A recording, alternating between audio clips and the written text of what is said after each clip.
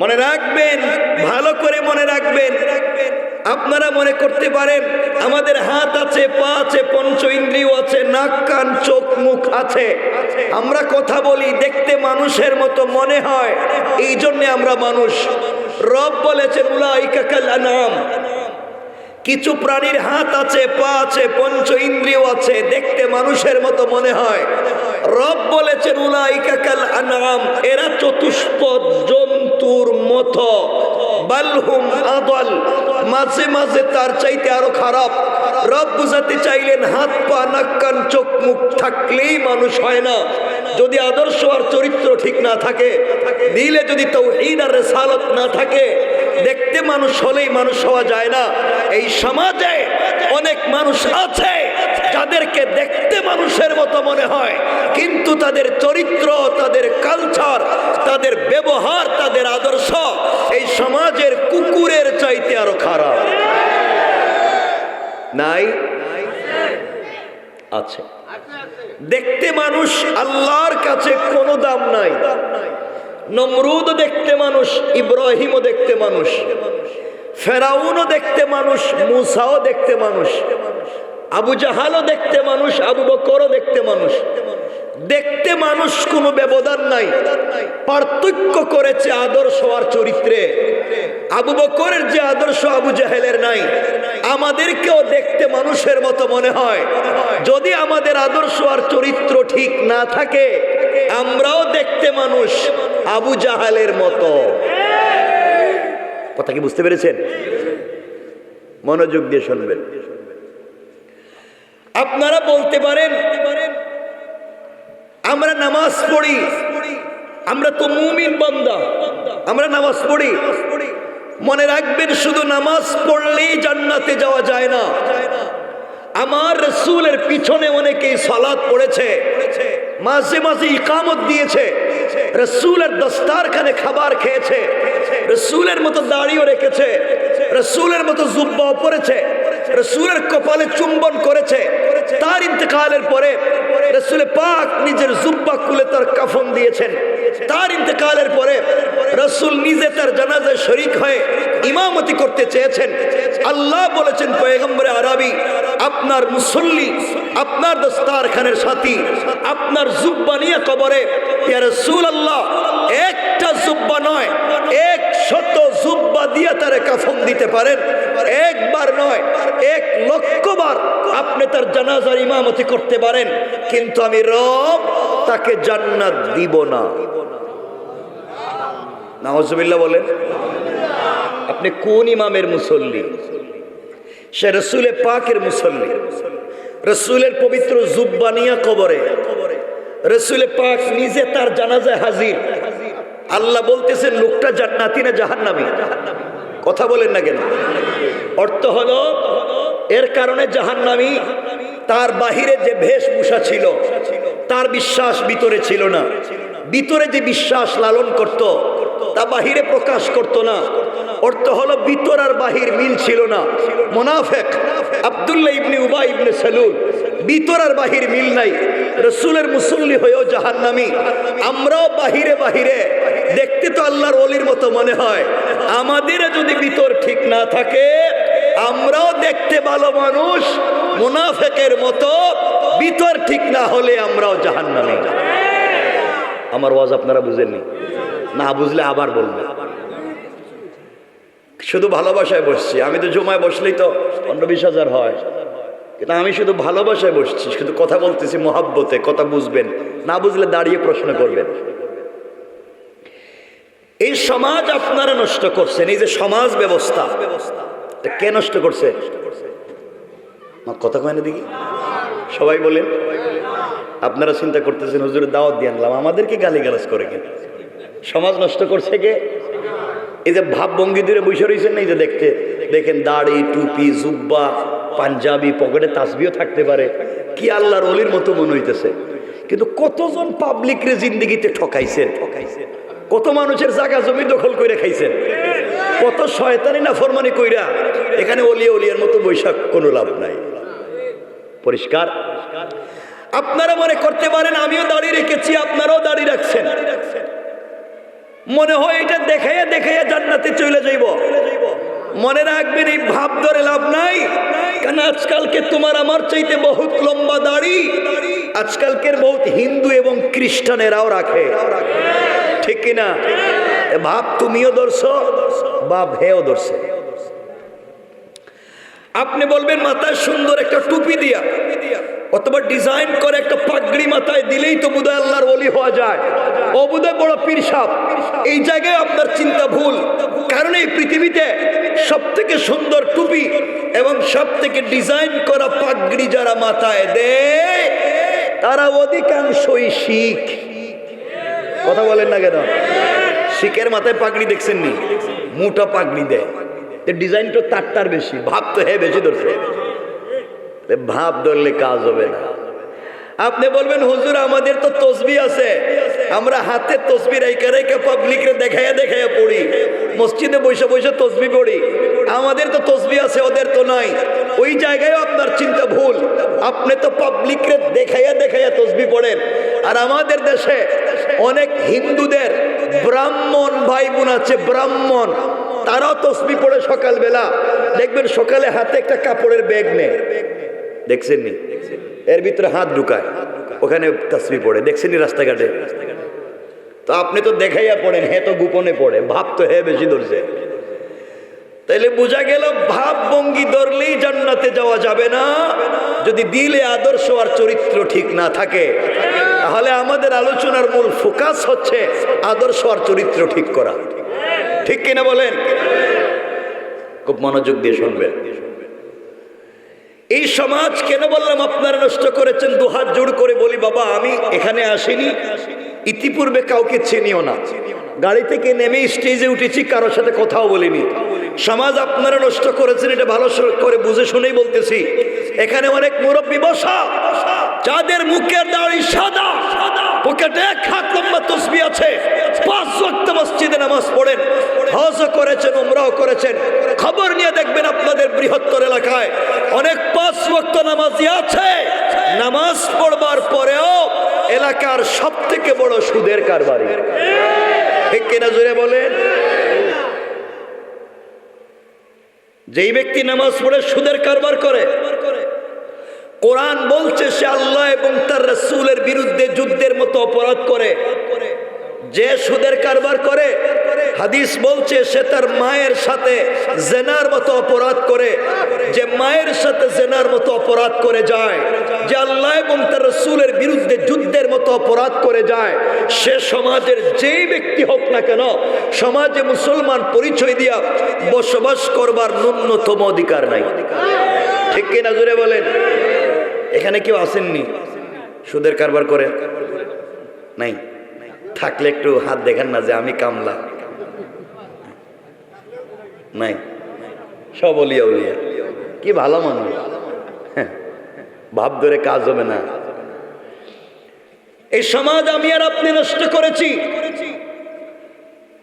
আল্লাহ বলেছেন হাইয়া আলাল ফালাহ, কল্যাণ আমার কাছে, কামিয়াবি আমার কাছে, ইজ্জত সম্মান আর সফলতা আমার কাছে। আর অনেক লোক আছেন আজানের পরে মসজিদে নামাজে না গিয়া 4 দোকানে বসে টেলিভিশন দেখেন, ঠিক কিনা জোরে বলেন?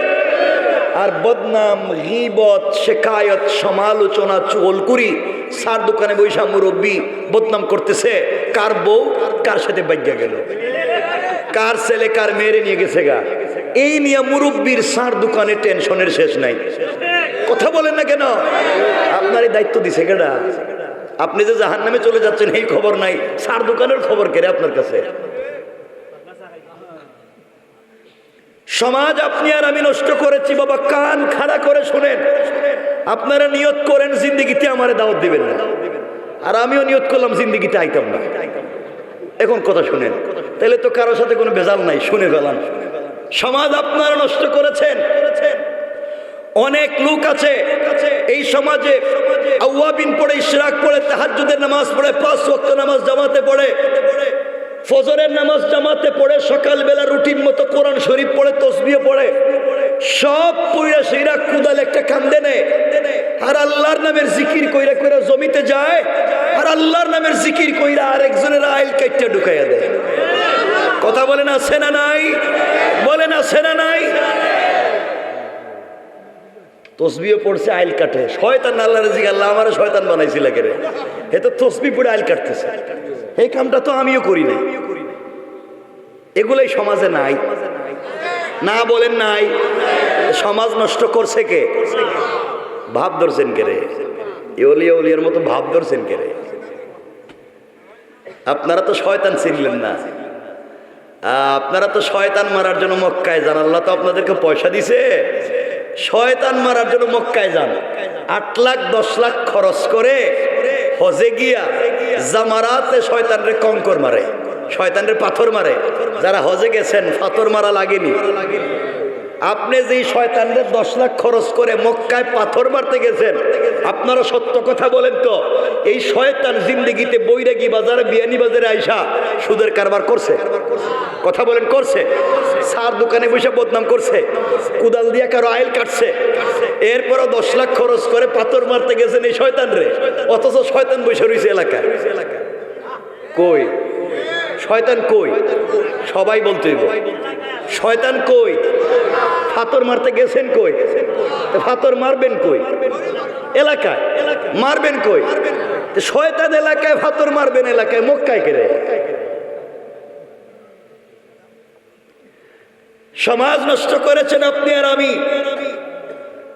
অনেক লোক আছেন এই সমাজে যারা ভিলেজ পলিটিক্স করেন, দুহাত জোড় করে বলছি, ভিলেজ পলিটিক্স করেন, এলাকার রাজনীতি করেন, গ্রামের রাজনীতি করেন, এলাকার মোড়ল, এলাকার মাতবর, এলাকার বিচারী, পঞ্চায়েতের বড় মুরব্বী, এলাকার সর্দার, এলাকার বড় লিডার, সব না, এমনও সমাজের পঞ্চায়েতের বড় বড় মুরব্বী আছে যারা পঞ্চায়েতের বিচার করতে গিয়া 1 কাপ রং চা খাইয়া এদিকের বিচারকে এদিকে দিয়া দেয়।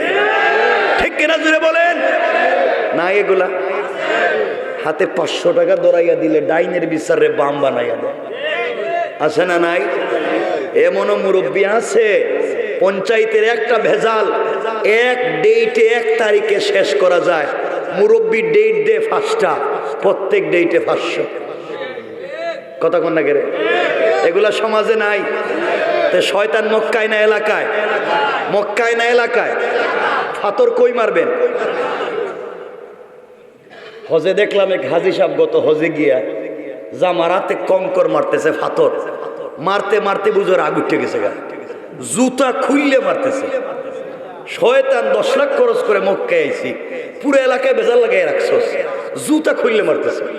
আপনি যে শয়তানদের জুতা খুলে মারতে গেছেন মক্কায়, হে কোনোদিন 500 টাকা খাইয়া পঞ্চায়েতের বিচার করে নাই। কথা বলেন করছে? তাইলে হেরে জুতা দিয়ে না মাইরা, জুতা যদি মারাই লাগে, কঙ্কর যদি মারাই লাগে, এই সমাজকে, এই গ্রামে, এলাকায় যারা বিভেদ লাগাইয়া রাখে, ভাইয়ে ভাইয়ে মাইক লাগাইয়া রাখে, ভাইয়ে বোনের স্বামী স্ত্রীতে ঝগড়া লাগাইয়া রাখে, আরেকজনের রাস্তা বন্ধ করে দেয়, কালবার্ডের পয়সা মাইরা খায়, মসজিদ মাদ্রাসার ক্যাশের টাকা মাইরা খায়, গুরুস্থানের পয়সা মাইরা খায়, রাস্তাঘাটের গরিবের সম্পত্তি মাইরা খায়, জুতা যদি মারাই লাগে এদেরকে মারা দরকার।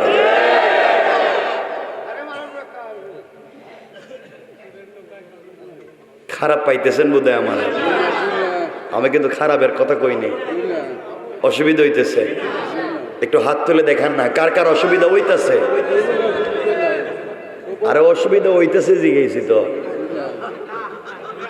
আপনারা যে হাত উড়াই দিলেন, অসুবিধা হইতেছে তাই হাত যে উড়াইলেন, মানে ওটা উঠতে জায়গা বুঝার আগেই রেডি। আল্লাহ আমাদের হেফাজত করে, বলেন আমি। খুব মনোযোগ দিয়ে শুনেন, সমাজ কত নষ্ট বাবা। এখানে জিব্রাইলকে দিয়ে দোয়া করাইলেও কবুল হবে না। সমাজ, এই তো আপনাদের মসজিদ, সমাজে দেখবেন অনেক মসজিদ আছে, আজকালকে বাচ্চারা, ছোট ছোট বাচ্চারা মসজিদের নামাজে যায়, আর কিছু মুসল্লি সেদেরকে বাইর করে দেয়। এগুলো আপনাদের এলাকায় আসেন আমি জানি না। আমাকে সত্য কথা বলেন, আপনারা বাচ্চাদেরকে মসজিদ থেকে বের করেন কেন? কথা বলেন। হাসে, আটে, আর শয়তানি করে, দুষ্টামি করে, আর কিছু কথা কন না গেলে দুষ্টামি করে, মারামারি করে, চিল্লাচিল্লি করে, দৌড়াদৌড়ি করে, হাসে, হাঁটেই তো সব ঠিক, বাস্তব। বাচ্চারা এগুলো করে, দুষ্টামি করে, মারামারি করে, দৌড়াদৌড়ি করে, চিল্লাচিল্লি করে, সব বাস্তব। কিন্তু বাহির করে দিতে কইছে কেডা? এটা কি আপনার বাপের সম্পত্তি? এটা কি আপনার রেজিস্ট্রারি করা ঘর? তা আপনি কেন বাইর করছেন? কথা বলেন না কেন? একটা বাচ্চা যদি মসজিদে একবারে প্রথম কাতারে ইমামের পিছনে দাঁড়াইয়া যায়, আপনার কে অথরিটি দিয়েছে বাচ্চাকে টান দিয়ে পিছনে নেওয়ার? এটা কি আপনার ঘর? আপনি কেন নিলেন? এটা আল্লাহর ঘর, কেন এই কাজ করছেন? মুরব্বি বাবা, মসজিদে আপনার নামাজ তো কবুল হয় না। নামাজ পড়ে সুদ খাও, নামাজ পড়ে ঘুষ খাও, নামাজ পড়ে ফেন্সিডিল ইয়াবা ব্যবসা করো, নামাজ পড়ে ওজনে কম দেও, নামাজ পড়ে বিদেশে থাকে আপনার ভাই, তার সম্পত্তি দখল করে খাও, নামাজ পড়ে গরিবের সম্পত্তি নিজের নামে বুয়া জাল দলিল বানাইয়া খাও, নামাজ পড়ে বিধবার সম্পত্তি নিজের নামে বুয়া রেকর্ড বানাইয়া খাও। আপনার নামাজ তো মসজিদে কবুল হয় না। মসজিদে যদি নামাজ কবুল হয়, এই মাসুম বাচ্চাদের ওসিলায় নামাজ কবুল হয়। তাহলে এদেরকে বাইর করেন কেন? মনে রাখবেন, বাচ্চাদেরকে আল্লাহর ওয়াস্তে বলছি, লম্বা করতেছি না, বাচ্চাদেরকে মসজিদ থেকে বের করে দিবেন না। কেন বললাম? জান্নাতের ভিতরে মসজিদে দুষ্টামি করবে বাচ্চারা। আপনাদের কি কষ্ট হয় না যে আপনি হাত ধরাই আপনার বাচ্চাকে বাজার চিনাইলেন? এটা বৈরাগী বাজার, এটা বিয়ানি বাজার, তোমার দাদার বাড়ি, তোমার মামার বাড়ি, এটা তোমার খালুর বাড়ি, সব বাচ্চাকে হাত ধরাইয়া ধরাইয়া চিনাইলেন। কিন্তু বাচ্চাটাকে হাত ধরাইয়া আল্লাহর ঘর চিনাইলেন না, আল্লাহকে চিনিয়ে দিলেন না। আল্লাহ যদি বলে না ফরমান, বেওকুফ, নিমো খারাপ, সব তো বাচ্চারা চিনাইলে, তুই কেমনে নিমো খারামের মতো বাচ্চাটাকে আমার ঘর চিনাইলে না? কি জবাব দিবে? কি জবাব দিবেন? সব চিনাইলে আমারে কেন চিনাইলেন? সব জায়গায় বাচ্চাকে নিয়ে গেলেন, কেন আপনি বাচ্চাটাকে আল্লাহর ঘরে নিয়ে গেলেন না? এই জন্য বাচ্চারা দুষ্টামি করুক আর মারামারি করুক আর যাই করুক, বাচ্চাদেরকে মসজিদে নিয়ে যাবেন। সবাই বলতে হবে ইনশাআল্লাহ। বাবা, আজকালকের বাচ্চারা সকালে ঘুম থেকে উঠে প্রাইভেট, কোচিং, কেজি স্কুল, অত মসজিদ ভুলেই গিয়েছে। এরপরে আপনাদের বাচ্চারা মসজিদে যায়, অত মসজিদ চিনতে পারতেছে, আপনি কেন তাকে বাইর করে দিবেন? মসজিদে যাবেন, এলাকার সব বাচ্চাদেরকে নিয়ে মসজিদে যাবেন। বলেন ইনশাআল্লাহ, সবাই বলেন ইনশাআল্লাহ। নিয়ে যাবেন তো? কোথায় নিবেন? সবাই বলেন। নেন, মাঝে মাঝে আপনারা নেন, এটা আমিও বুঝি। ওই যেদিন মসজিদে তাবারুক দেয়, ওই যে সিন্নি দেয়, যেদিন মসজিদে সিন্নি দেয়, এদিন দেখবেন সব বাচ্চাকে চলে মসজিদে জায়গা, এমনকি আরেকজনের বাচ্চারা দূরে লইয়ে যায়, কইটা আমার, আরেক প্যাকেট দেও। এমনকি বউ এই মাত্র যেটা সাপ্লাই দিছে, মানে দুনিয়া আবিষ্কার করছে, হেডে লইয়ে যাইবে, আমার আরেক প্যাকেট দেও। তুমি এই সময় যাইতে পারছো, ইবাদতের সময় যাও না কেন? আল্লাহ আমাদেরকে হেফাজত করুক, বলেন আমিন। বাচ্চারা মসজিদে দুষ্টামি করলে, 1 মিনিট আমি বলে দিই, আমরা আলোচনাকে সংক্ষেপ করবো, মনোযোগ দিয়ে শোনেন। রাসূল পাক সাল্লাল্লাহু আলাইহি ওয়াসাল্লাম মসজিদে নববীতে আসরের নামাজের ইমামতি করতেছেন। আসরের নামাজের ফরজ 2 রাকাত। কয় রাকাত? 2 রাকাত। 2 রাকাত কইলে আমি যা কইতেছি হেরে হেডি কইতেছে। আমি তো সচেতনতার দিকে খেয়াল রাখি খুব বেশি, যে আসলে আমি যা বলতেছি এরা কি ভাবে ভাবে বলতেছে না বুঝে শুনে বলতেছে। জোহরে, ফজরে, আসরের নামাজ কয় রাকাত? 4 রাকাত। রাসূল পাক আসরের নামাজের 4 রাকাত ইমামতি করতেছেন। মুসল্লির মুক্তাদি আবু বকর, ওমর, আলী, তালহা, জুবাইর, হামজা, হানজালা, খালিদ ইবনুল ওয়ালিদ, জাফর, তালহা, আব্দুর রহমান ইবনে আউফ, মুআজ ইবনে জবল, সাদ ইবনে আবি ওয়াক্কাস, সব বড় বড় সাহাবীরা রাসূলের মুসল্লি আর রাসূল ইমাম। 4 রাকাত নামাজের 3 রাকাত ঠিক মতো পড়ালেন। 4র্থ রাকাতের প্রথম সেজদাও ঠিক মতো দিলেন, কিন্তু দ্বিতীয় সেজদায় গিয়ে রাসূল আর উঠেন না। আধা ঘন্টার উপরে দ্বিতীয় সেজদা। সাহাবায়ে কেরাম চিন্তা করলেন, মাআযাল্লাহ, রাসূলের কিছু হয়ে গেল কিনা, এত লম্বা সেজদা দিলেন কেন?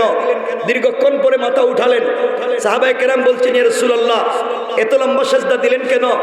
নবীজি বললেন, শোনো, আমি যে লম্বা সেজদা দিয়েছি, সাহাবায়ে কেরাম বলছেন, ইয়া রাসূলুল্লাহ, আজকের থেকে কি আসরের নামাজের চতুর্থ রাকাতের দ্বিতীয় সেজদা আমরা আধা ঘন্টা লম্বা করব? রাসূল বলেন, না, তোমাদের লম্বা করতে হবে না।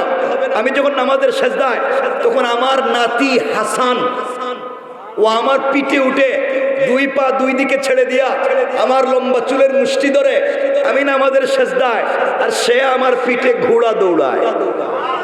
সুবহানাল্লাহ বলেন। আপনি কি নামাজ পড়েন? রাসূলের পিঠে হাসান ঘোড়া দৌড়ায়।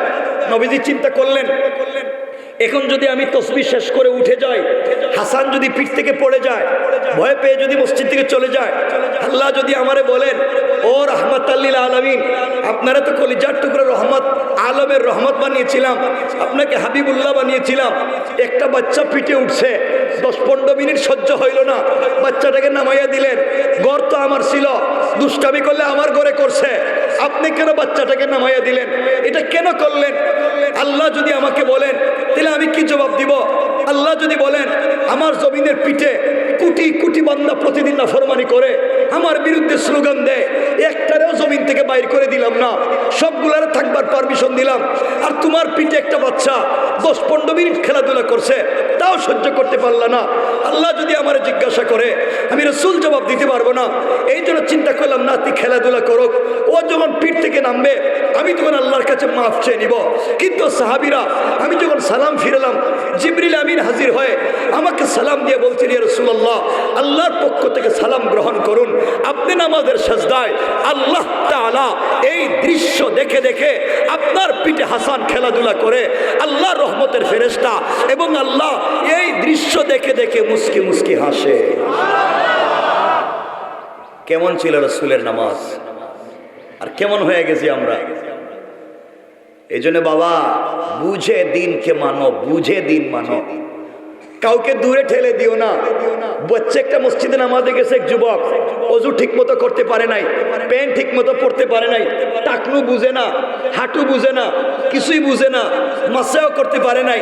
হয়তো আপনি তাকে টিটকারি করলেন, দেখছনি নতুন নামাজি ওযু ঠিক মতো জানে না, প্যান্ট কেমনে পড়তে হয় জানে না।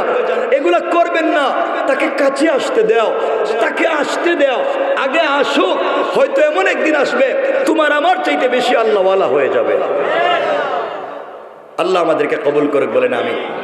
এতক্ষণ যা বললাম সামাজিক নোংরামি, এগুলা থেকে বেঁচে থাকার দরকার আছে না নাই? সবাই বলেন আছে না নাই? বেঁচে থাকবার, এতক্ষণ বলছি সমস্যা, এখন বলবো বেঁচে থাকবার পথ এবং পদ্ধতি। কোরআন এবং হাদিসে পথ এবং পদ্ধতি আল্লাহ বলছেন 8টা। কয়টা? সবাই বলেন কয়টা? 8টা। এই 8টা পদ্ধতি যদি আমরা অর্জন করতে পারি, রাসূল বলেছেন ইন্তেকাল করলেই দারুস সালাম নামক জান্নাতে পৌঁছে দিবেন আল্লাহ। আর একটু জোরে পড়েন সুবহানাল্লাহ। গুণ কয়টা? কোরআনে 4টা, হাদিসে 4টা। আমরা সংক্ষেপ করে আলোচনার দিকে যাই। আমার মুসলমান বন্ধুগণ, গভীর মনোযোগ।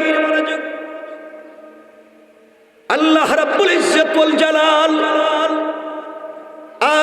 আখিরি জামানার পয়গম্বর সরকারে কায়নাত, দো জাহানের সরদার নবী রহমত জনাব মুহাম্মদ রাসূলুল্লাহ সাল্লাল্লাহু আলাইহি ওয়াসাল্লাম কে আল্লাহ তাআলা জানিয়ে দিয়েছেন, বন্ধু আমার, দুনিয়ার জমিনে যারা আমি আল্লাহর গোলাম দাবি করবে, আশিক রাসূল দাবি করবে, আল্লাহর গোলামের গুণ কি, কোয়ালিটি কি, কন্ডিশন কি, আমার আল্লাহ বললেন কোরআনে কারীমের 19 নম্বর পারা 25 নম্বর সূরা আল ফুরকানের 63 নম্বর আয়াত থেকে আমার আল্লাহ বললেন, ওয়া ইবাদুর রাহমানিল্লাযীনা ইয়ামশুনা আলাল আরদি হাওনা। আল্লাহ রাব্বুল ইজ্জত ওয়াল জালাল বলছেন, মুসলমানেরা, এই দুনিয়ার জমিনে যারা আমি আল্লাহর গোলাম দাবি করবে, আশিক রাসূল দাবি করবে, আল্লাহর গোলাম যারা দুনিয়ার জমিনে মনে করবে, আমার গোলামের 1 নম্বর গুণ হলো আমার আল্লাহর গোলাম দুনিয়ার জমিনে কোনোদিন অহংকার করতে পারে না। কি করতে পারে না? এই বৈরাগী বাজার বৃহত্তর এলাকায় আল্লাহ যাদেরকে টাকার মালিক বানিয়েছে, পয়সার মালিক বানিয়েছেন, গাড়ির মালিক, বাড়ির মালিক বানিয়েছেন, মিল ফ্যাক্টরি সম্পদের মালিক বানিয়েছেন, আপনার ছেলে ইউকে, ইউএসএ, কানাডা, তাকে পয়সার অভাব নাই। আপনি যদি সম্পদের কারণে আর ক্ষমতার কারণে অহংকার করে বসেন, আমার আল্লাহ চাইলে 10 তলা থেকে থাবড়াইয়া গাছতলায় নামাইয়া দিতে আমার আল্লাহর 1 মিনিটও দেরি হবে না। কোন ঠিক কিনা? আর আপনি যদি অহংকার ছেড়ে দিতে পারেন আর নিজেকে ছোট করে ফেলতে পারেন, আমার আল্লাহ চাইলে গাছতলা থেকে, বাঁশতলা থেকে কান ধরে 10 তলার মালিক বানাইয়া দিতে আমার আল্লাহর 1 মিনিটও দেরি হবে না। কোন ঠিক কিনা? আল্লাহ পারবে? বলেন পারবে? অহংকার করা যাবে? আপনারা করেননি? জি না, আপনারা তো ফেরেশতা না, কয় হেরা চোখে আঙ্গুল দিয়ে দেখাচ্ছি, এরপরে না কয়।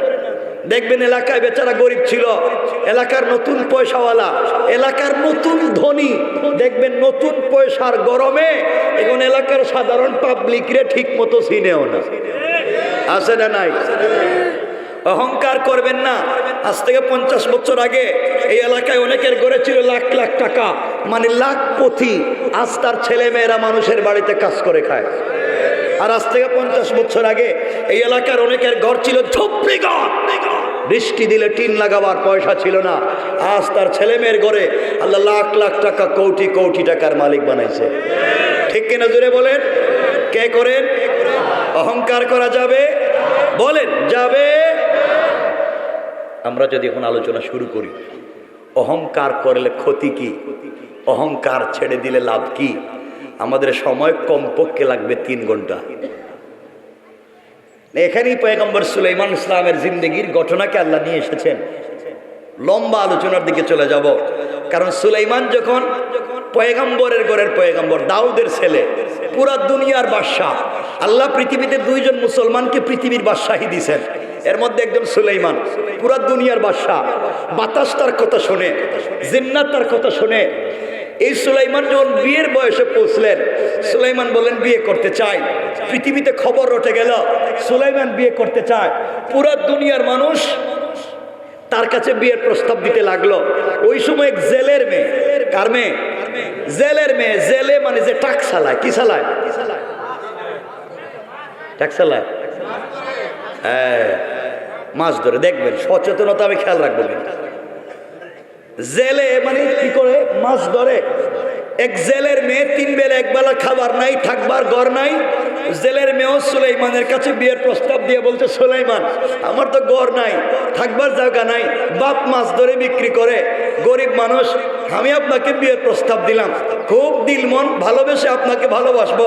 সুলাইমান সব কাগজ পর্যালোচনা করে এই কাগজ হাতে নিয়ে বললেন, গরিবের মেয়ে, ঘর নাই, থাকবার জায়গা নাই, হেও আমার কাছে বিয়ের প্রস্তাব দিছে, সাহস তো কম না। এই কথা শুধু বলছেন, অহংকার না। সুলাইমান তো বাদশাহ, তিনি তার জায়গা থেকেই কথা বলতে পারেন, কারণ বিয়ে করলে কুফু মিলাইয়া মিলাইয়া করতে হয়। তিনি তার জায়গা থেকে এটা বলতে পারেন, কিন্তু শানের সাথে যায় না। আল্লাহ বলেন, সুলাইমান বাদশা তো তোমার আমি বানাইছি, পয়গম্বর তো আমি বানাইছি, জেলের মেয়েরা তো আমি বানাইছি, তুমি ভাব ধরার কে? এই কথা শুধু আল্লাহর কাছে খারাপ লাগলো। আল্লাহ সুলাইমানের কাছ থেকে রাজত্ব ছিনাইয়া মুআজিজাপূর্ণ আংটি সাগরে ফালাইয়া সুলাইমানকে ক্ষমতার থেকে বাইর করে জনগণ দিয়া পিটাইয়া জেলের ঘরে নিয়া, জেলের ঘরে কামলা বানাইয়া, জেলের মেয়েরে বিয়া দিয়া, এই মেয়েরে দিয়া রাজ সিংহাসনে পাঠাইয়া দিছে। সুবহানাল্লাহ, জোরে বলেন। আল্লাহ চাইলে পারে কি পারে না? তুমি ভাব ধরবা, আল্লাহ কাকে কখন কার ঘাটে পানি খাওয়াইবে কেউ জানে না। জানেন কে? এজন্য খবরদার, অহংকার করা যাবে। কষ্ট হচ্ছে আপনাদের? আল্লাহর গোলামের 2 নম্বর গুণ আল্লাহ বললেন, ওয়াইদা খাতাবাহুমুল জাহিলুনা সালামা।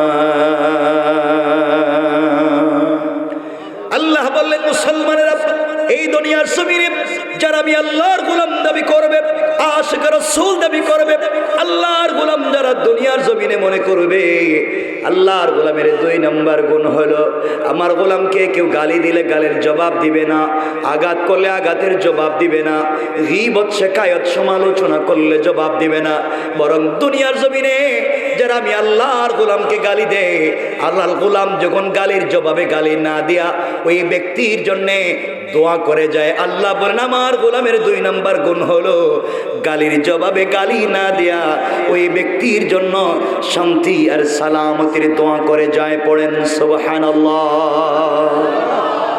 আল্লাহর গোলামের 2 নম্বর গুণ গালি দেওয়া যাবে না। যাবে? আপনারা দেননি? না না, রাস্তাঘাটে কে কারবার করে গালি গালাজে? গালি দেওয়া যাবে? কেউ যদি গালি দেয়, খাতাবাহুমুল জাহিলুন, কেউ যদি মূর্খের মতো গালি দিয়েও দেয়, রব বলেছেন কালু সালামা, তাদের জন্য শান্তির দোয়া করো, সালাম দাও। পড়েন ইনশাআল্লাহ। আপনারা সালাম দেননি? দেননি? মিথ্যা কথা কইেন না। আমি মনোযোগ দিয়ে শোনেন কথা, আজকে খুব লম্বা করা যাচ্ছে না, কিন্তু শোনেন। সালাম দিবেন, আমি 1 মিনিটে বলে দিই একটা হাদিস। আমাদের কলিজার টুকরা মা আম্মা জান আয়েশা সিদ্দিকা রাদিয়াল্লাহু তাআলা আনহা, তিনি বলেন রাসূল পাক সাল্লাল্লাহু আলাইহি ওয়াসাল্লাম যখন ঘরে আসতেন, আম্মা জান আয়েশা বলেন আমি ঘরের দরজার চিপায় দাঁড়িয়ে থাকতাম, পর্দার আড়ালে দাঁড়িয়ে থাকতাম, রাসূল যেন আমাকে দেখতে না পান। তিনি ঘরের দরজায় এসে আমাকে আয়েশা বলে ডাক দিবেন খোঁজাখুঁজি করে, আর আমি দরজার চিপার থেকে বাইরে হইয়া রাসূলকে জড়াইয়া ধরে কপালে চুম্বন দিয়া আমি সর্বপ্রথম তাকে সালাম দিব। না সুবহানাল্লাহ, আরো আস্তে কর। কিন্তু আম্মা জান আয়েশা বলছেন, ওয়াল্লাহি আল্লাহর জাত ও সিফাতের কসম, আমি আমার জিন্দেগিতে রাসূল পাককে আগে সালাম দিতে পারি নাই, বরং রাসূল ঘরে আসার অনেক দূরে থাকতে আমাকে সালাম দিতেন। সুবহানাল্লাহ বলেন না? কয়েকটা শিক্ষা মনে রাখেন। 1 নম্বর, রাসূল আয়েশাকে সালাম দিয়েছেন, এর অর্থ বড় সালাম দিয়েছেন ছোটকে। রাসূল বড়, আয়েশা ছোট, বড় সালাম দিয়েছেন ছোটকে। শিক্ষা হলো আপনি বড় লোক, আপনি পয়সাওয়ালা, আপনি বয়সে বড়, আপনি আল্লামা, আপনি মুফতি, আপনি পীর সাহেব, আপনি খতিব, আপনি বড় হুজুর, রাস্তায় চলার পথে একজন সুইপার, একজন ভ্যানওয়ালা, একজন ঠেলাওয়ালা, একজন রিক্সাওয়ালা, একজন দিন মজুর মুসলমানকে সালাম দিতে যদি আপনার কলিজায় বাঁধে, 100% আপনি জাহান্নামী, আপনি অহংকারী। ঠিক কিনা?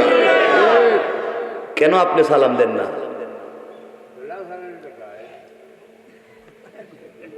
আজকালকে অহংকার শুধু আপনাদের ভিতরে না, অহংকার হুজুরদের ভিতরে ঢুকে গেছে, আমাদের ভিতরে তো অহংকারের গাঁটটি ঢুকে গেছে। দেখবেন মাঝে মাঝে মাঝাল্লা এলাকায় যদি কি বড় হুজুর হয়ে যায়, এলাকার বড় হুজুর, তিনি আর সাধারণ পাবলিকের সালাম দেন না। আমি কেন, আমারে সালাম দেও। হুজুরের সালাম দিলে ঠিক মতো জবাব দেয় না, ঠিক আছে ঠিক আছে ঠিক আছে কি তা সালাম দিলে সালামের জবাব দেয় না। এদিকে বড় হুজুর যাইতেছে, আপনি চিন্তা করেন ওয়াজে শুনছি বড় বড় হুজুরদের সঙ্গে মুসাফা করলে সগীরা গুনাহ মাফ হয়। হুজুর এদিকে যায়, বলেন হুজুর একটু মুসাফা, না না আমার ঠান্ডা লাগতেছে। হুজুর হাত দিতে চায়, কিন্তু মুসাফার সময় যদি বড় হুজুরের হাতে এই যে একটু একটু হাদিয়া, কি বলেন হাদিয়া, হুজুর ছেলে বিদেশ থেকে পাঠাইছে একটু হাদিয়া, থ্যাংক ইউ ভেরি গুড, আবার আইসো আর দিও। হ্যাঁ কেন এগুলা কেন? রাসূল পাক সাল্লাল্লাহু আলাইহি ওয়াসাল্লাম আয়েশাকে সালাম দিয়েছেন, এর অর্থ হলো স্বামী সালাম দিয়েছেন স্ত্রীকে, রাসূল স্বামী, আয়েশা স্ত্রী, রাসূল সালাম দিয়েছেন আয়েশাকে, এর অর্থ হলো আপনি স্বামী, আপনি সালাম দিবেন বাহির থেকে গেলে গড়ে বউরে। ঠিক তো আমি জানি, ইনশাল্লাহ কইবেন সবাই বলেন। রাসূল আয়েশারে সালাম দিছেন, স্বামী হইয়া বউরে সালাম দিছেন, আপনারা দিতে পারবেন না? আপনারা স্ত্রীরে সালাম দেননি? মিথ্যা কথা কইেন না, দেননি? দেন না কেন?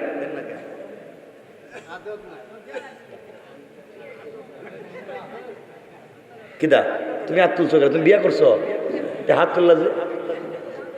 বিয়ে করতে তারা 20 বছর বাকি আছে, হ্যাঁ এখনই রেডি। সালাম দেননি? দেন না কেন? দেন না কেন? হ্যাঁ, লজ্জা লাগে? বউরে সালাম দিতে লজ্জা করে? ওরে আল্লাহর লজ্জা! আর বউরে ফিডাইবার সময় লজ্জা কই যায়? বউরে ফিডাইবার সময় লজ্জা। ওই দিন একজন বলল, বউরে মারতে মারতে বউরে কইতেছে তুই আমারে আব্বা কো। বউ মায়ের খাইতে খাইতে পায়ে ধরে বলতেছে তুই আমার বাপ, এবার সাইডা দে। বন্ধু বান্ধবের কাছে গিয়ে বলতেছে তোমরা আমার সিনোনি, আমি কেডা? আমি বউরে বাপ ডাকে ছেড়ে দিচ্ছি। শয়তান আল্লাহর হয়তো জিগাইতেছে, আল্লাহ আমার শয়তান বানাইছিল কে রে? আমি তো এই কামটাও করি না। সালাম দিবেন সবাই, বলেন না ইনশাআল্লাহ? মুরব্বীরা চিন্তা করতেছে যে আসতেছে আমার চেহারার দিকে তাকায়, এরা কইতেছে বাবা 50-60 বছর গেছে গা, বউরে সালাম দিলাম না। আজকে যদি সালাম দেই বউ কইব বুইরা কোন কাম গটাইছে, আর সালাম দিয়ে আবার ভাব মারতেছে। স্ত্রী যাই মনে করো, আপনি সালাম দিবেন, এটাই সুন্নাত। বলেন ইনশাআল্লাহ? রাসূল দিতে পারছেন, আপনি পারবেন না? ইনশাআল্লাহ বলেন, ইনশাআল্লাহ বলেন। আজকেই ওয়াজ থেকে বাসায় গিয়া বলবেন স্ত্রী আসসালামু আলাইকুম ওয়া রাহমাতুল্লাহ। বকু বোমা বুড়ের আজকে কোন বুতে ধরলো? আপনি বলবেন কোন বুতে ধরে নাই, হুজুর ওয়াজ করছে আর আমি সুন্নত আদায় করছি ইনশাআল্লাহ। আরে সালাম যদি আপনারা দেন, হাদিসে কুদসিতে আল্লাহ বলেছেন যেই ঘরে স্বামী স্ত্রীকে, স্ত্রী স্বামীকে সালাম দেয়, এই ঘরে আল্লাহ 100 থেকে 300টা বারাকাতের দরওয়াজা খুলে দেয়। সালাম দিবেন তো? সবাই বলা লাগবে ইনশাআল্লাহ। জোরে বলেন ইনশাআল্লাহ। নাইলে কিন্তু আমার আধা ঘন্টা সময় আছে, আমি কিন্তু ওয়াজরে পাল্টাইয়া দিব। এই যে মহিলাদেরকে দিয়ে ঘরে কাজ করান, রান্না বাড়ি করান, ঘর মুছান, বাথরুম পরিষ্কার করান, বাচ্চা কাচ্চা দেখান, সব আপনি করা লাগবে। এই ওয়াজ কইরা দিন। এমনকি বাচ্চা থাকলে বাচ্চারে দুধও আপনি খাওয়াইতে হইব। কোত্থেকে আইনা খাওয়াইবেন আপনি জানেন। এখন কোন হেই ওয়াজ কইরা দিতাম না সালাম দিবেন? এক্সট্রা তো মানতে হইব। হেই ওয়াজ করতাম না সালাম দিবেন? বলেন ইনশাআল্লাহ। সবাই বলেন ইনশাআল্লাহ।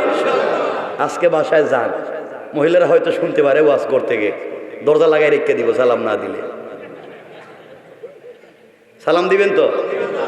বরকত দিবেন কে? পরিবার যদি সুন্দর হয়, স্বামী স্ত্রী বন্ডিং যদি চমৎকার হয়, পরিবার সুন্দর হয়ে যায়। কেমনে? মনোযোগ দিয়ে শোনেন, সংক্ষেপ করে বলি। পরিবার যদি সুন্দর হয়, স্বামী স্ত্রী সম্পর্ক যদি ভালো হয়, এমন বাচ্চা আল্লাহ দিবেন, বাচ্চা যদি আল্লাহর কাছে পৃথিবীতে কোনো জিনিস চেয়েও বসে, আর ওই জিনিসটা যদি দুনিয়াতে নাও থাকে, আল্লাহ বলছেন আমি দেওয়ার ওয়াদা দিলাম। জোরে বলেন সুবহানাল্লাহ। এজন্য পরিবার কেমন সুন্দর করতে পারবো তো ইনশাআল্লাহ? বলেন ইনশাআল্লাহ। খুব মনোযোগ দিয়ে শুনেন, সামনের দিকে যাই। আমার মুসলমান বন্দেগান গভীর মনোযোগ। এই দুনিয়ার জমিনে রাসূল পাকের কলিজার টুকরা মেয়ে হযরতে ফাতেমা তখন পর্যন্ত বিয়ে শাদী করেন নাই। চলার পথে কি ইহুদির মেয়ের সঙ্গে তার বন্ধুত্বের সম্পর্ক হয়ে গেল। সামাজিকভাবে চলতে গিয়ে ইহুদির মেয়ের সঙ্গে তার সম্পর্ক হয়ে গেল। মেয়েটা প্রতিদিন ফাতেমার কাছে আসে, বিকেল বেলা চলে যায়। ফাতেমা রাদিয়াল্লাহু তাআলা আনহার সঙ্গে মেয়েটার সম্পর্ক কেউ বলছেন 5 বছর, কেউ বলছেন 6 বছর, কেউ বলছেন 12 বছরের সম্পর্ক। এইভাবে চলতে থাকলো। ওই মেয়েটা একদিন ফাতেমার কাছে এসেছে, সারাদিন থাকবার পরে বিকেল বেলা বাড়িতে চলে গিয়েছে। ইহুদি ডাক দিয়ে বলছে, মেরে ও আমার মেয়ে, তোমার বয়স হয়ে গিয়েছে মা, তোমাকে বিয়ে দেওয়ার প্রয়োজন, বাবা বিয়ে দিতে চাই। মেয়ে ডাক দিয়ে বলছে, আব্বা জান আপনি আমাকে বিয়ে দিবেন, আমার আপত্তি নাই। ইহুদি ডাক দিয়ে বলছে, মেরে এই সমাজের এক শিল্পপতি টাকাওয়ালার ইহুদির ছেলেকে তোমার জন্য পাত্র নির্বাচন করেছি, ওই ছেলের কাছে তোমাকে বিয়ে দিতে চাই, তুমি কি রাজি? মেয়ে বলছে আব্বা জান আপনি ছেলে ঠিক করেছেন, রাজি না হয়ে কেমনে চলে? কিন্তু বাবা আপনি আগামীকালকে দুপুর পর্যন্ত সময় দেন, আমি আপনাকে আগামীকালকে বিকেল বেলা ফাইনাল সিদ্ধান্ত জানাইয়া দেই। এই বলে ইহুদির মেয়েটা বাবার কাছ থেকে সময় নিয়ে দুনিয়ার কারো সঙ্গে পরামর্শ না করে হযরতে ফাতেমার কাছে চলে গিয়েছে। ডাক দিয়া বলছে, বোন রে, এই পৃথিবীতে সৃষ্টিকর্তার পরে তোমাকেই সবথেকে বেশি বিশ্বাস করি, আমানতদার মনে করি। পৃথিবীতে এত আমানতদার পৃথিবীর কাউকে মনে করি না। ফাতেমা, তোমার কাছে আমি এসেছি, আমার জিন্দেগির ফাইনাল সিদ্ধান্ত জানতে চাই। বলো না তুমি আমাকে উত্তম পরামর্শ দিতে পারবে কিনা? আমার জানা মতে তুমি দুনিয়ার জমিনে সকল মানুষকে ভালো পরামর্শ দিয়েছ। ফাতেমা বললেন, বোন রে বলো না কি হয়েছে? মেয়ে ডাক দিয়া বলছে, ফাতেমা আমার বাবা আমাকে বিয়ে দিতে চায়, ইহুদির ছেলেকে ঠিক করেছে, টাকাওয়ালা শিল্পপতির ছেলে। বলো না ওই বিয়েতে রাজি হব কিনা? ফাতেমা ডাক দিয়া বলছেন, বোন রে আমি মুসলিম, তুমি ইহুদি, তোমার পার্সোনাল লাইফে কিচ্ছু বলতে পারবো না। মেয়ে বলছে, ফাতেমা নির্ঘাত তোমার পরামর্শই শিরোধার্য পরামর্শ, তোমার কথাটাই সব থেকে উত্তম ফয়সালা। বলো না ওই বিয়েতে রাজি হব কিনা? ফাতেমা ডাক দিয়া বলছেন, বোন রে পৃথিবীর কোনো বাবারাই চায় না তার মেয়েটা কষ্টে থাকুক, পৃথিবীর সকল বাবারাই চায় মেয়েটা ভালো জায়গায় বিয়ে হোক, আমার মেয়েটা পুরা জিন্দেগি ভালো থাকুক, সকল বাবারাই চায়। ও বোন শোনো, তোমার বাবা তোমার জন্য যেই ছেলেটি করেছে ওই বিয়েতে রাজি হয়ে যাও, মন বলছে কল্যাণ হবে। মেয়ে ডাক দিয়ে বলছে, ফাতেমা বিয়েতে রাজি হয়ে যেতে পারি, শর্ত আছে। কি শর্ত রে বোন? তোর কাছ থেকে জানতে চাই। ইহুদির মেয়েটা ডাক দিয়া বলছে, ফাতেমা আমার শর্ত হলো বাবার দেওয়া সেই তত্ত্ব মতো ছেলেকে বিয়ে করতে পারি। শর্ত হলো তুমি যদি আমার বিয়েতে যাও। ফাতেমা বলছেন, আমি মুসলিম, তুমি ইহুদি, তোমার বিয়েতে যদি আমি যাই আমার বাবাকে মানুষ টিটকারি করবে, গালি দিবে, মস্কারা করবে, এই জন্যে তোমার বিয়েতে আমি যেতে পারবো না।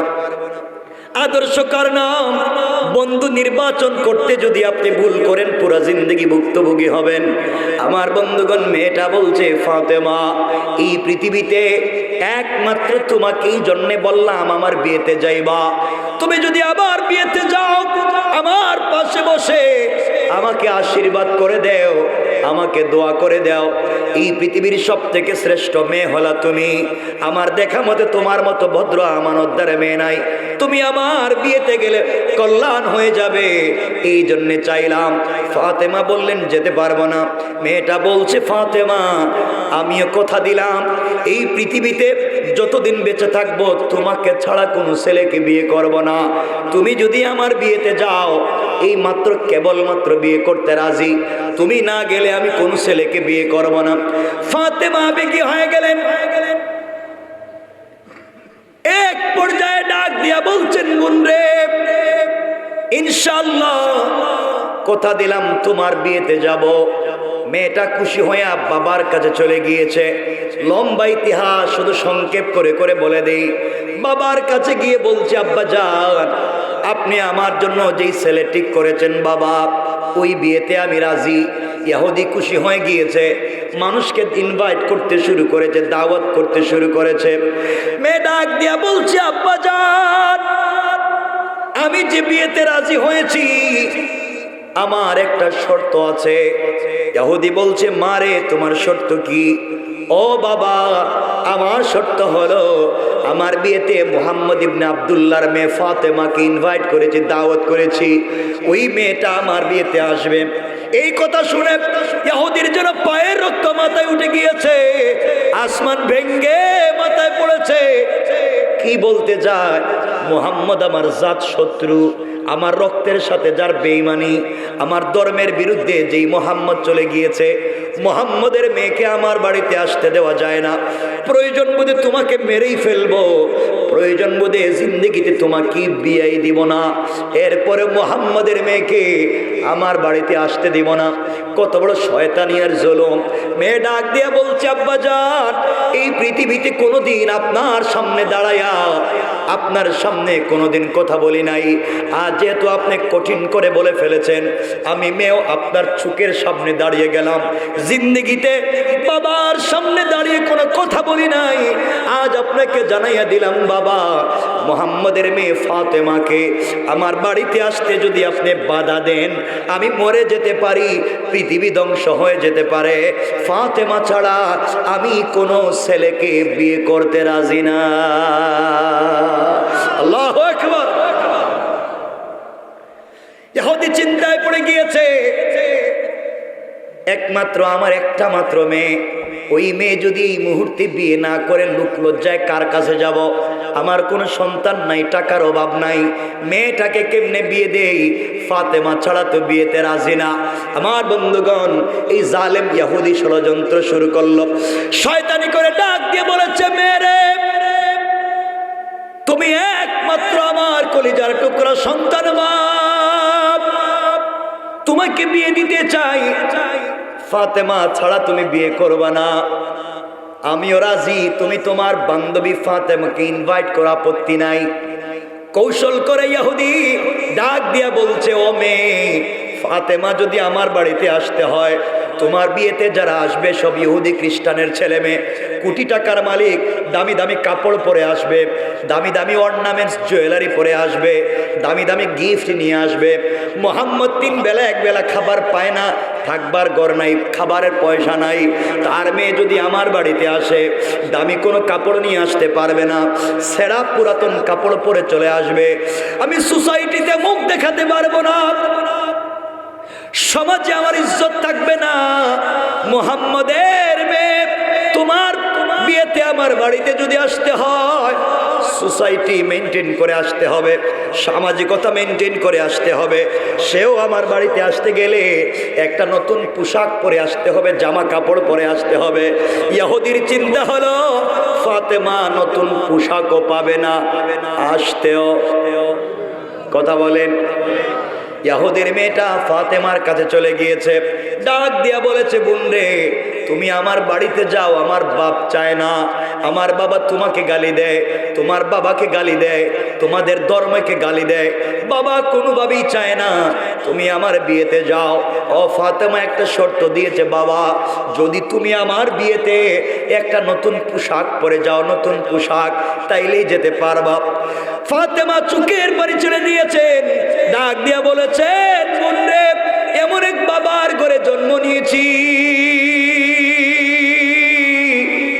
যে বাবা মাসের পর মাস চলে যায়, যেই বাবা আমাদের ঘরের চুলায় আগুন জ্বালাতে পারে না, আমাদের ঘরে কোনো খাবার থাকে না, আমরা পানি পান করে খেজুর খেয়ে দিনপাত কাটাইয়া দেই, আমার বাবার পরনেই তো নতুন পোশাক নাই, কেমনে আমাকে দিবে? আমরা সব বাদ দিয়ে আখিরাতের জন্য তৈরি হয়ে গিয়েছি, আমার ভিতরে কোনো অভিযোগ অনুযোগ নাই, ও বোন আমি তোমার বিয়েতে যেতে পারবো না, আমার কোনো পোশাক নাই। ইহুদির মেয়েটা কান্না করে ডাক দিয়ে বলছে, ফাতেমা তুমি যদি আমার বিয়েতে না যাও। ইহুদির মেয়েটা দাঁড়িয়ে ফাতেমাকে জড়াইয়া ডাক দিয়া বলেছে, ফাতেমা তুমি আমাকে চলার পথে বলেছো, এই পৃথিবীতে তুমি একজনকে মন প্রাণ দিয়া ভালোবাসো। ও ফাতেমা তুমি আমাকে অনেকবার বলেছ, একজনের প্রেমে পড়ে গিয়েছ, একজনকে মন দিল উজাড় করে ভালোবাসো। ফাতেমা তুমি আমাকে বলেছ তাকে পাওয়ার জন্য সারাদিন রোজা রাখো, তাকে পাওয়ার জন্য সারা রাত নামাজে কাটাইয়া দাও। ফাতেমা তুমি আমাকে বলেছ জিন্দেগিতে কোনোদিন তাকে দেখো নাই, সে নামাজে তোমার সঙ্গে কথা বলে, তুমি বলেছ তিনি হচ্ছেন তোমার সৃষ্টিকর্তা আল্লাহ। তুমি আল্লাহর প্রেমে পড়ে গিয়েছ। আমাকে বলেছ তোমার আল্লাহ তোমার বাবাকে উহুদ পাহাড় পরিমাণ স্বর্ণ আর সম্পদ দিতে চাইছে, তোমার বাবা কিন্তু নেয় নাই। তুমি আমাকে বলেছ তুমি তোমার আল্লাহর সঙ্গে প্রেম করো, তুমি যখন নামাজে তেলাওয়াত করো আল্লাহ তোমার সঙ্গে কথা বলে। ফাতেমা তুমি আমাকে বলেছ না দেখে জীবন মরণ তার জন্যে, তুমি আমাকে বলেছ তার অনেক প্রভাব অনেক ক্ষমতা, আসমান জমিন তিনি বানাইছে, সব তিনি তৈরি করেছেন। এটা যদি সত্য হয় তাহলে তিনি কেন তোমাকে একটা কাপড়ের ব্যবস্থা করে দিতে পারবে না? এত পাওয়ারফুল এত ক্ষমতাবান যদি আল্লাহ হয় আর তার সঙ্গে যদি তোমার সম্পর্ক হয় কেন তিনি তোমাকে একটা পোশাক দিতে পারবে না? ফাতেমা দুনিয়ার জমিনে দেখেছি কোনো ছেলে যদি কোনো মেয়ের সঙ্গে সম্পর্ক হয়, মেয়ে যদি ছেলের কাছে কোনো জিনিস চেয়ে বসে, তার কাছে যদি নাও থাকে ঋণ করে হলেও মেয়েটাকে দিতে চায়। ফাতেমা এমন একজনের সঙ্গে সম্পর্ক করেছ, এত এত পয়সার মালিক, এত এত বড় মহান, সে কি তোমাকে একটা নতুন পোশাক দিতে পারে না? আমার মন বলছে তুমি একা একা তাকে ভালোবাসো, সে কিন্তু তোমাকে ভালোবাসে না, এই জন্যে মনে হয় তোমাকে কিছু দিতে চায় না। ফাতেমা কথা দিলাম তুমি যদি তোমার আল্লাহর কাছ থেকে কোনোভাবে একটা পোশাকের ব্যবস্থা করতে পারো আমিও ওই আল্লাহর উপরে ঈমান আনার ওয়াদা দিলাম। আল্লাহর নাম শুনে ফাতেমা আবেগী হয়ে গেলেন, চিৎকার করে বলছেন বোন রে ইনশাআল্লাহ আমি তোমার বিয়েতে যাব, কথা দিলাম কথা দিলাম এই পৃথিবীর সব থেকে দামি কাপড় পরে যাব। আল্লাহু আকবার।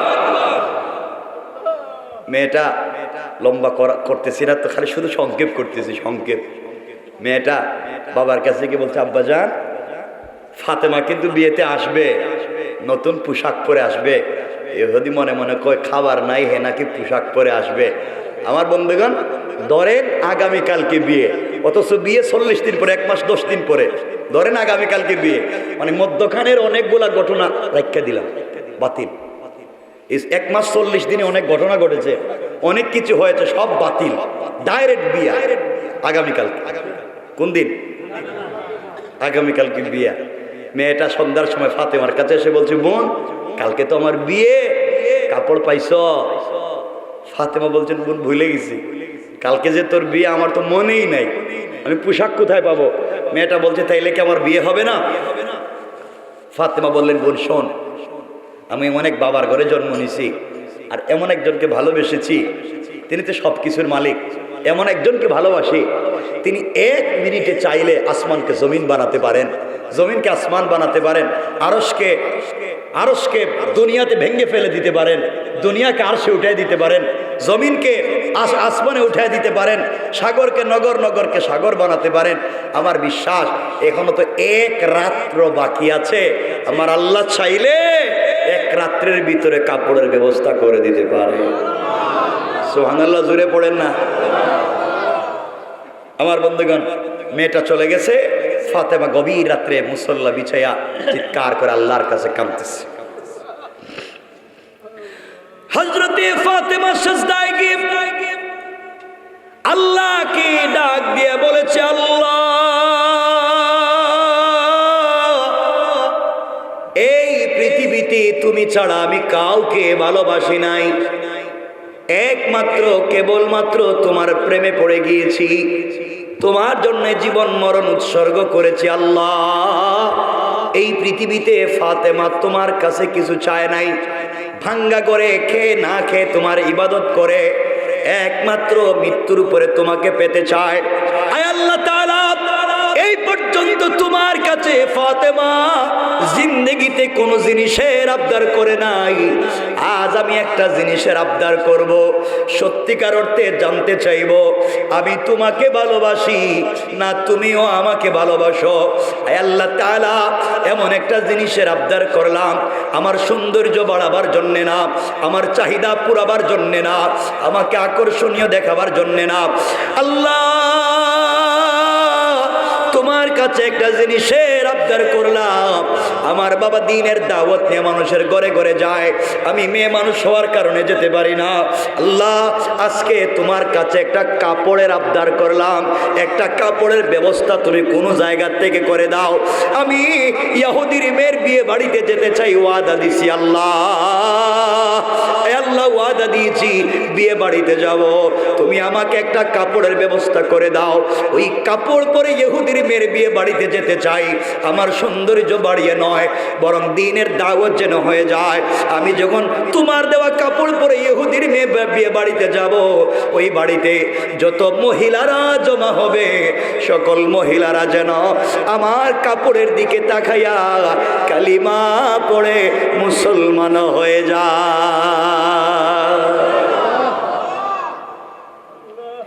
এইভাবে কান্না করে ফাতেমা গভীর রজনীতে দোয়া শেষ করে মুসল্লা রেখে দিয়েছে। ঘরের দরজা জানালা বন্ধ, হঠাৎ করে তাকাইয়া দেখে ঘরের কর্নারে 2টা কাপড়ের প্যাকেট। জোরে বলেন না আল্লাহু আকবার। 2টা প্যাকেট হাতে নিলেন, দৌড়াইয়া কলিজার টুকরা প্রিয় নবী হাবিবুল্লাহ বাবা জানের কাছে গিয়ে বলছে, আব্বা, নামাজের সেজদায় আল্লাহর কাছে কাপড়ের কথা বলেছি, কে কুত্তেকে দিয়ে গেল জানি না, ঘরের দরজা জানালা বন্ধ। রাসূলে পাক কাপড়ের প্যাকেট খুললেন, একটা প্যাকেট খুলে দেখেন একটা সালোয়ার, একটা কামিজ, আর একটা প্যাকেট খুলে দেখেন একটা ওড়না। রাসূল দেখেন ডিজাইন করে স্টোন দিয়া, পাথরের টুকরা দিয়া ডিজাইন করা, ওড়নার মধ্যে গ্লাসের টুকরা দিয়া ডিজাইন করা। এমন মিহি সুতার কাপড় জিন্দেগিতেও দেখেন নাই, এমন চমৎকার গ্রাড জিন্দেগিতেও পান নাই। নবীজি আশ্চর্য হয়ে গেলেন, কাপড় কোত্থেকে আসছে রে? এমন সময় শোনেন কে যেন দরজায় নক করেছে।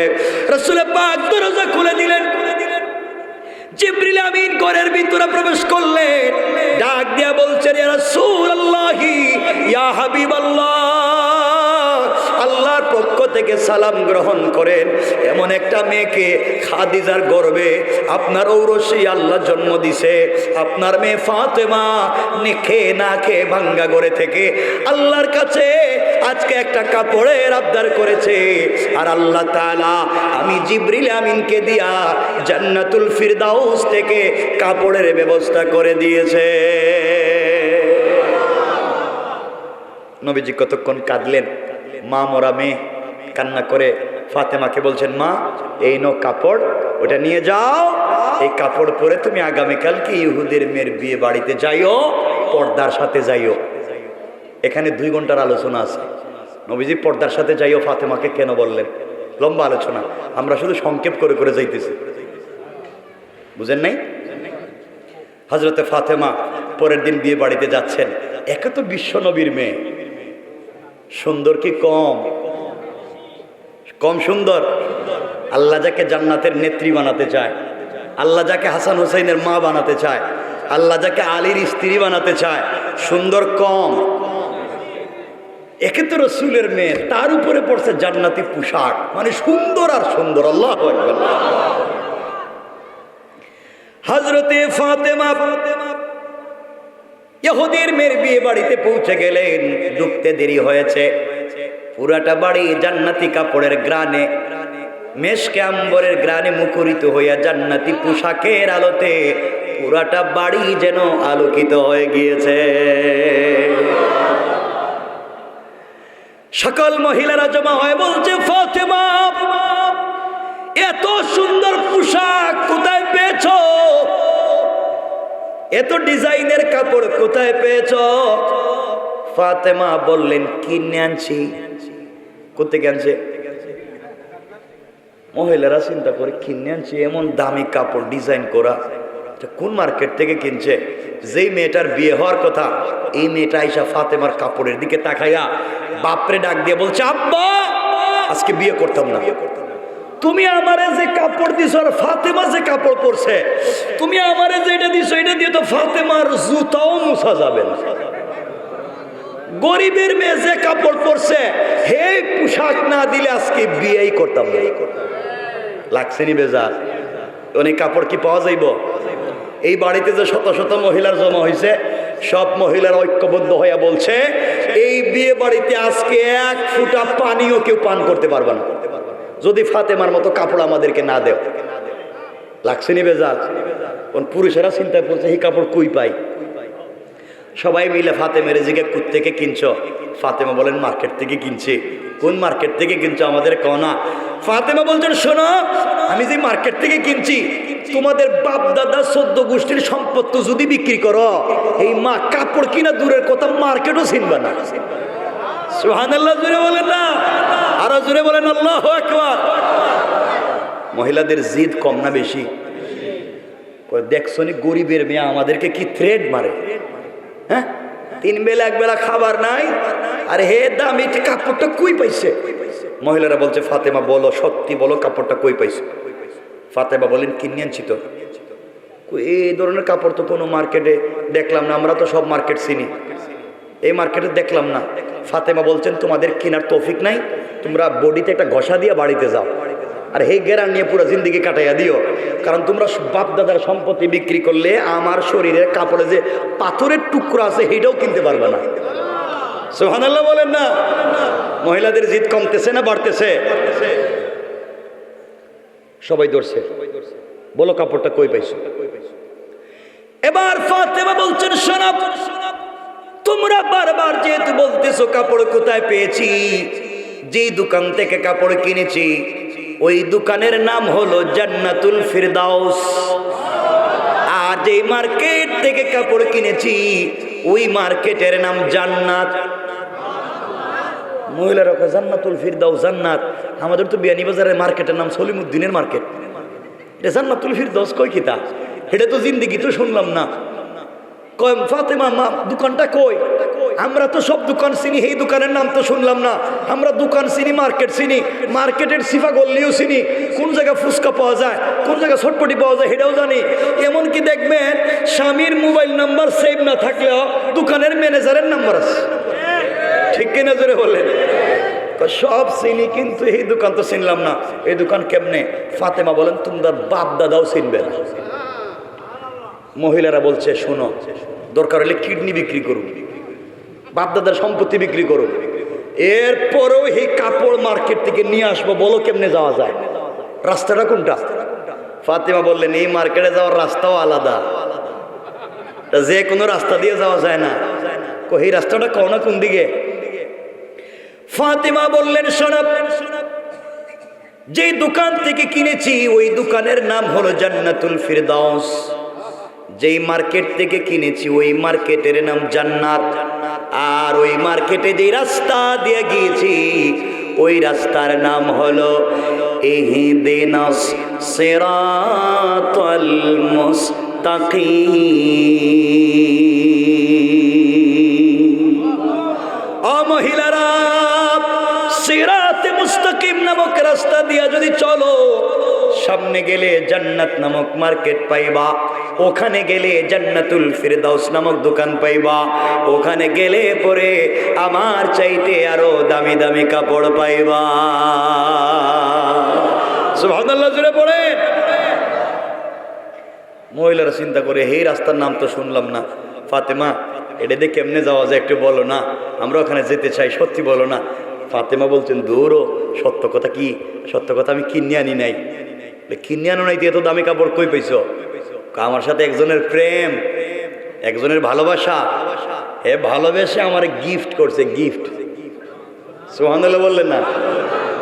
মহিলারা কই এত দামি কাপড় যে গিফট করতে পারে, হেরে তো দেখা দরকার। ঠিক কিনা কন? আমরাও তো প্রেম করি, আমাদেরকে তো 2 টাকা দিয়ে বাদামও কিনে দেয় না। তোমার এত দামি কাপড় দিছে, হেরে দেখা দরকার। তিনি কে? আওয়াজ করে জোরে বলেন কে? সবাই আল্লাহকে পেতে চায়। ফাতেমা ওই কেমনে যাওয়া যায়, ওখান মালিক পর্যন্ত কেমনে পৌঁছা যায়, এই মালিকটারে কেমনে পাওয়া যায়, জান্নাতে কেমনে যাওয়া যায়? ফাতেমা বলছেন যাইতে গেলি রাস্তা দিয়ে যাইতে হইব। রাস্তাটা কোন দিকে? ফাতেমা বলছেন রাস্তা তোমরা চিনবা না, এটা ভিআইপি রাস্তা, সিকিউর রাস্তা, স্পেশাল রাস্তা, যে কেউ চাইলে যেতে পারবে না। এই রাস্তা যেতে গেলে একটা আইডি কার্ড লাগবে, আইডি কার্ড থাকলে হবে না, পিন নাম্বার লাগবে, পিন নাম্বার থাকলেই হবে না, মনে প্রাণে পিন নাম্বারকে বিশ্বাস রাখতে হবে, মনে রাখতে হবে, আইডি কার্ড সাথে রাখতে হবে, তাইলেই যেতে পারবা। মহিলারা বলছে বলো আমরা এই আইডি কার্ড ধারণ করতে চাই। ফাতেমা বললেন শোনো, যে আইডি কার্ড থাকলে তোমরা সিরাতে মুস্তাকিম নামক রাস্তা পাইবা, ওই আইডি কার্ডের নাম হলো ইসলাম, আর পিন নাম্বার হলো লা ইলাহা ইল্লাল্লাহু মুহাম্মাদুর রাসূলুল্লাহ। ও মহিলারা, ইসলাম নামক আইডি কার্ড যদি ধারণ করে, কালিমা নামক পিন নাম্বার যদি মনে প্রাণে ধারণ করতে পারো রে, সামনে গেলে সিরাতে মুস্তাকিম নামক রাস্তা পাইবা, আরো সামনে গেলে জান্নাত নামক মার্কেট পাইবা, আরো সামনে গেলে জান্নাতুল ফিরদাউস নামক দোকান পাইবা, ওখানে গেলে তোমরা আমার মালিকরেও পাইবা।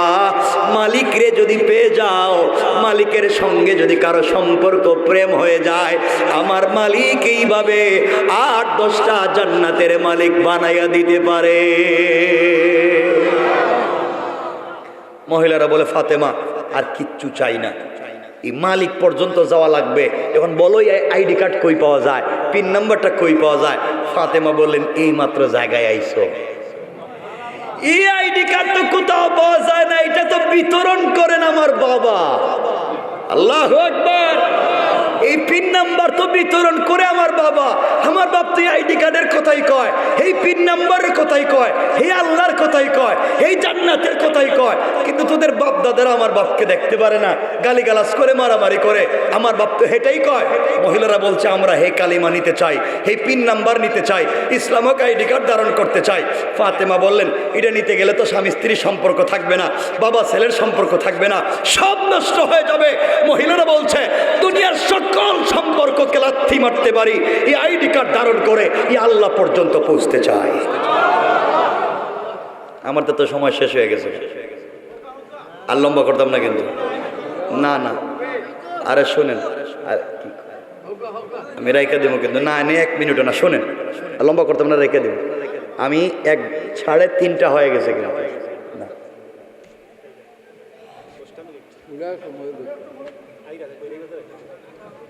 কষ্ট হইতেছে আপনাদের, অসুবিধা হচ্ছে? আওয়াজ করে বলেন অসুবিধা হয়? একটু হাত তুলে দেখান কার কার অসুবিধা হয়। এখন হইতেছে?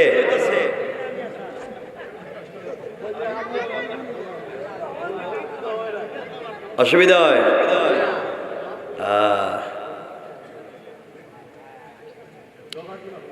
আমার মুসলমান বন্ধুগণ, কথাগুলো দিল দিয়া শোনেন কি বলতে চাই। মহিলারা ডাক দিয়া বলছে ফাতেমা আমরা ওই আইডি কার্ড ধারণ করতে চাই, ওই পিন নাম্বার নিতে চাই। বলো না কেমনে তোমার মালিকের সঙ্গে তো সম্পর্ক, জান্নাতের মালিকের সঙ্গে তো সম্পর্ক কেমনে জানতে চাই। ফাতেমা বলছেন শুনো, এই মালিকের সঙ্গে যদি সম্পর্ক হয়ে যায়, দুনিয়াও তোমরা পেয়ে যাইবা, আখিরাতও তোমরা পেয়ে যাইবা। মালিক যদি কারো পক্ষে চলে যায়, পুরা সৃষ্টি যদি তার বিরুদ্ধে চলে যায়, কিছু যায় আসে না। ও বোনেরা, এই মালিকের সঙ্গে সম্পর্ক করে আমি ঠকি নাই। এই মালিক আমাকে এত দামি পোশাক দিছে, ওই মালিক আমাকে জান্নাতের কথা বলেছে। মালিক বলেছে আসো আসো জান্নাতে, তোমাদের সঙ্গে দেখা হবে। যারা দুনিয়ায় সালাম দিবে, আখিরাতে আমি আল্লাহ তাদেরকে দাঁড়ায়া দাঁড়ায়া সালামের ওয়াদা দিলাম। সুবহানাল্লাহ, জোরে বলেন। এখন মহিলারা বলতেছে এই আইডি কার্ড ধারণ করতে চায়। আমার মুসলমান বন্ধুগণ, মহিলারা ডাক দিয়া বলছে ফাতেমা, ইসলাম নামক আইডি কার্ড যদি ধারণ করে ফেলি, কালিমা নামক 3 নাম্বার যদি মনে প্রাণে বিশ্বাস করে ফেলি, সত্যি বলো না আল্লাহকে পাওয়া যাবে কিনা, সত্যি বলো না জান্নাতে যাওয়া যাবে কিনা, সত্যি বলো না জান্নাতুল ফিরদাউসে যাওয়া যাবে কিনা। আমরা এই পোশাক চাই না, পোশাকের মালিকরে চাই। কারণ মালিক যদি আমাদের হয়ে যায়, এভাবে 1টা 2টা নয়, 10-20টা নয়, হাজার হাজার পোশাকের মালিকও বানাইয়া দিতে পারে। ঠিক কিনা জোরে বলেন। এখন কথা তো লম্বা হয়ে যাচ্ছে। এই যে ফাতেমাকে আল্লাহ যে কাপড় দিলেন, এটার দাম কত এটা আপনারা জানেননি? জানা আসেনি? পোশাকের দাম কত বলবার মতো সময় নাই। আল্লাহর রাসূল বলেছেন, জান্নাতি মহিলাদের কাপড়ে যে পাথরের টুকরা দিয়ে ডিজাইন হবে, ওই এক একটা টুকরার দাম আসমান জমিন আর কুরসি লৌহ কলম এক যদি পাল্লায় উঠাইয়া দেওয়া হবে না, এমনকি জান্নাত জাহান্নাম উঠাইয়া দেওয়া হবে না, আসমান জমিনে যা সম্পদ আছে উঠাইয়া দেওয়া হবে না। আল্লাহ বলছেন, এক পাল্লার মধ্যে যদি আসমান জমিন আরশ কুরসি লৌহ কলম জান্নাত জাহান্নাম সব উঠাইয়া দেও, আরেক পাল্লার মধ্যে জান্নাতি মহিলাদের পোশাকের মধ্যে যে পাথরের টুকরা, ওইটা যদি উঠাইয়া দাও, রব বলেছেন ওই পাথরের টুকরার পাল্লা ভারী হয়ে যায়।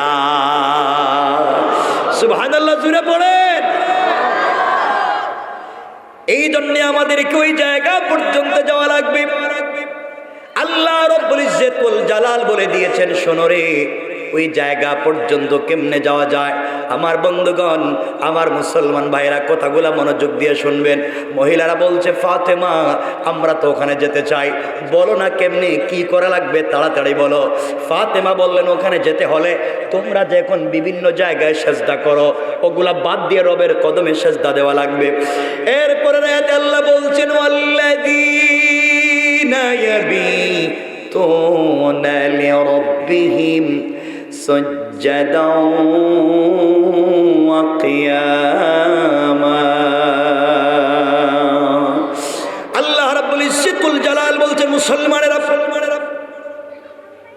দুনিয়ার জমিনে যারা আমি আল্লাহর গোলাম দাবি করবে, আমি আল্লাহর গোলাম যারা দুনিয়ার জমিনে নিজেকে মনে করবে, গোলাম চলার পথে যদি ভুল করে ফেলে, অন্যায় করে ফেলে, অপরাধ করে ফেলে, এতগুলো অপরাধ করবার পরেও যদি আমার কদমে সেজদায় পড়ে যাও, আমি আল্লাহর কদমে সেজদায় পড়ে যাই, সুজদা ওয়া কিয়ামা, সেজদা আমার জন্য দাঁড়ানো, আমার জন্য যে গোলাম দুনিয়ার সব অন্যায়কে ভুলে গিয়া, সব অন্যায় হারাম কাজকে ভুলে গিয়া আমার কদমে যখন সেজদায় পড়ে তওবা করবে, সাথে সাথে আমি আল্লাহ আমার বান্দাকে আমার কুদরতের কোলে উঠাই আনে।